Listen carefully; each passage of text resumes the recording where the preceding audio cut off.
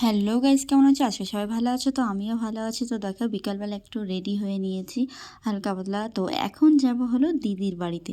দেখো ঈদের জামা কাপড় দিতে যাচ্ছে আমি এখন, তাহলে ভাবা যায় কেমন ল্যাদ করে, আমি বুঝতে পারছো? তো যাই হোক, যাওয়ার প্ল্যান ছিল, ঈদের আগের দিন পাটা বৃষ্টি হয়ে পুরো প্ল্যানটাই চপট হয়ে গেছে।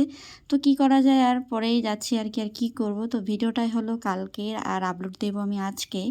আর দেখো তারপরে তিনজনে মিলে বেরিয়ে গেছি বাইক। তারপরে দেখো বন্ধুরা, বরমাসে বাইক চালাচ্ছে আর আমরা কি করছি, আমরা দুজনে মিলে একটু ঢং করছি। আর মামাম বলছে তুমি কি করছো মা? আমি বললাম চলো আমি আর তুমি একটু ভিডিও বানাই। তারপরে দেখো লোকেশনটা কি সুন্দর লাগছে, দারুণ তাই না?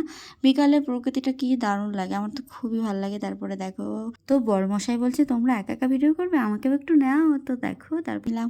তারপরে দেখো চলে এসেছি মিষ্টির দোকানে, এখানে মিষ্টি নিতে হবে, না নিয়ে গেলে হবে।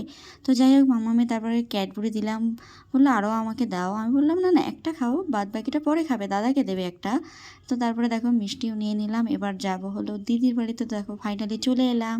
তো দিদি তো পুরো অবাক হয়ে গেছে, বুঝতেই পারিনি আমরা গেছি, আমরা বলে যাইনি। তারপরে আমাদের জন্য কিছু অ্যারেঞ্জমেন্ট করেছে, তারপর খাওয়া দাওয়া করলাম।